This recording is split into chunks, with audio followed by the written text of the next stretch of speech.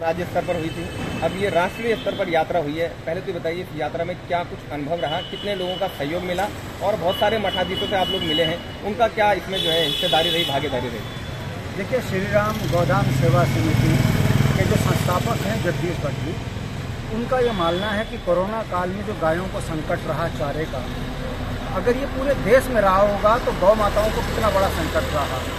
सनातन धर्म में गाय का बड़ा महत्व है। पूजा पद्धति में गौमूत्र से लेकर गोबर को गणेश हम मानते हैं। दूध, दही, घी, मक्खन, अगर हम इनका अगर हमारे पास कमी हो जाएगी तो सनातन धर्म की पूजा पद्धति ही संकट में आ जाएगी। इसको लेकर हमने पूरे उत्तराखंड के अंदर पिछले प्रथम चरण में एक यात्रा निकाली थी और उस यात्रा का उद्देश्य सिर्फ यही था कि सनातन धर्म में गाय की रक्षा करना जरूरी है, क्योंकि गौ को हम माता के रूप में पूजते हैं। हमारी प्रथम यात्रा जो थी बड़ी सफल रही। उसके बाद हमने पूरे मध्य भारत में एक यात्रा निकाली, जिसकी शुरुआत मध्य प्रदेश के शिवपुर जिला पड़ता है, वहाँ गसवानी गांव से। वहाँ पर श्री राम भद्राचार्य जी, जगत गुरु जी द्वारा इसका उद्घाटन किया गया हरी झंडी दिखाकर।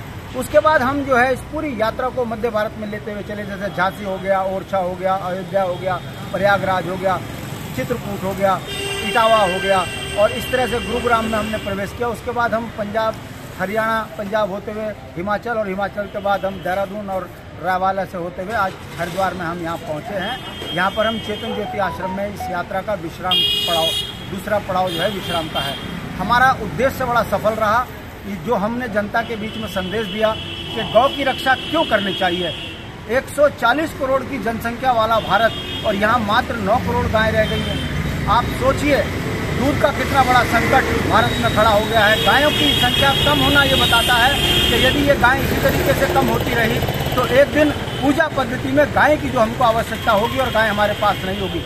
ये समझा पाने में हम जनता के बीच में गए और सफल हुए। दूसरा, गंगा मैली जिस तरीके से हो रही है हरिद्वार के बाद से, हमने जनता को इस बात पर भी समझाया कि देखिए, यदि पानी का संकट देश में हो गया तो मानव जाति के लिए बहुत बड़ा खतरा होगा। और जिस तरीके से परिवार टूट रहे हैं, हिंसाएं बढ़ रही हैं, इसमें जो बढ़ोतरी हुई है इसका कारण है कि गायत्री मानव के चरित्र से दूर हो गई है। सनातन धर्म के जीने की पद्धति जो है, सद्भाव, संभाव, ये पद्धति जो खत्म हो रही है, इसमें रोक लगाने की जरूरत है। रोक लगेगी तभी जब आप अपने रूट के साथ जुड़े रहोगे। रूट आपको ये सिखाता है कि सनातन धर्म आपको ये बताता है कि गाय किसी एक वर्ग विशेष की नहीं है, गाय सबकी है, दूध सबको चाहिए। अगर 9 करोड़ गायों में 25 करोड़ लीटर दूध नहीं हमको उपलब्ध हो पा रहा है, जबकि इस देश के अंदर जो है 65 करोड़ लीटर दूध की प्रतिदिन जरूरत है। आप समझ सकते हो हम कितना कृत्रिम दूध पी रहे हैं। तो ये बात जब हमने जगह जगह नुक्कड़ सभाएं करके आश्रमों में, मठाओं में जाकर लोगों को बताया, तो निश्चित रूप से जिस तरीके से हमें समाधान वो मिला है, समर्थन, हमें लगता है हमारी यात्रा सफल है। और हम 20 तारीख को वो जो है रामलीला मैदान में जाएंगे और हम राष्ट्र माता का दर्जे के लिए सरकार से मांग करेंगे। जी, आप तो राजनीतिक विशेषज्ञ हैं और आप एक बात भली बात ही जानते हैं। इस प्रकार भट्ट जी कह रहे हैं कि गौ माता को राष्ट्रीय माता का दर्जा दिलाना है, ये हम लोगों ने ठान लिया। लेकिन आपको लगता है कि इस प्रकार से देश में या प्रदेश में गौरव यात्रा निकालकर गौ माता को राष्ट्रीय माता का दर्जा मिलेगा? आपको नहीं लगता, क्योंकि आप राजनीति से भी वास्ता रखते हैं, कि सदन में, केंद्र के सदन में इस मुद्दे को उठाया जाए, हो सकता है वहां से बात बने? बड़ा वाजिब सवाल किया आपने। हमारे लिए यही तो चिंता का विषय है कि सनातन की बात करने वाली वर्तमान दौर में एक ऐसी सरकार बैठी है जो बात सनातन की करती है और काम उनके ठीक इसके विपरीत है।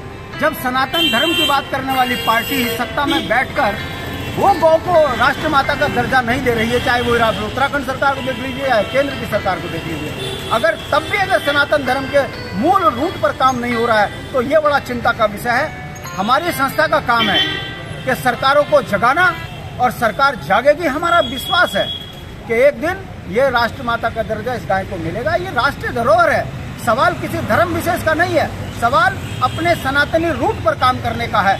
दुख की बात है कि सरकारें ऐसा काम नहीं कर पा रही हैं। हम इसके लिए जगाने का ये काम कर रहे हैं, और मेरा विश्वास है कि जब कोई एक विचार समाज में शुरुआत करता है फिर बाद में कारवा बनता है, और विश्वास है एक दिन गौ को राष्ट्र माता का दर्जा मिलेगा। लेकिन भट्ट जी, जिस दिन आदमी अपनी आत्मा से बोलना शुरू कर देगा तो हर व्यक्ति, चाहे वो मठाधीश हो, महामंडलेश्वर हो, जगत गुरु शंकराचार्य हो, फिर वो जिह्वा में भी वो बात आएगी। दुख की बात है, राजनीतिक स्वार्थों के चक्कर में लोग दिमाग से बातें करते हैं, और दिमाग से जब बातें करते हैं तो आप जैसे पत्रकार लोग सवाल खड़ा कर कर समाज के अंदर एक बहुत बड़ा संदेश खड़ा कर देते हो। हमारा ये मानना है, जगत गुरु रामभद्राचार्य जी द्वारा इसका शुरुआत करना ये संदेश है कि हमारे जगत गुरु ने संदेश दिया है कि सरकारें जाग जाएं, राष्ट्रमाता का दर्जा दें। चंपत राय जी अयोध्या, जो श्री राम मंदिर के सचिव हैं, जो मंदिर बना रहे हैं, उनका यह कहना गाय की रक्षा सनातन धर्म की रक्षा है। तो कहने का मतलब है, हर महामंडलेश्वर की जबान में श्री राम गोदाम सेवा समिति की मुहिम आई है। विश्वास है एक दिन ये मुहिम रंग लाएगी और गौ माता को राष्ट्रमाता का दर्जा दिलाएगी। बहुत धन्यवाद।